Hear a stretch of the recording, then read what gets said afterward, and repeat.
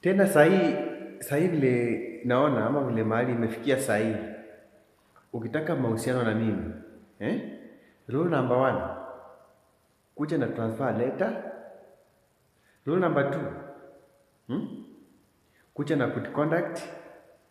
Rule number three, kuja na barua ya kutoka kwa daktari. Alafu rule number four, rule number four, lazima ukue at least na 3 or 4 heartbreaks ndio nijue vile nitakuhandle. Ni sawa? Umenipata? Siwezi kujiingiza kwa mahusiano saa hii ambayo sijui status zako.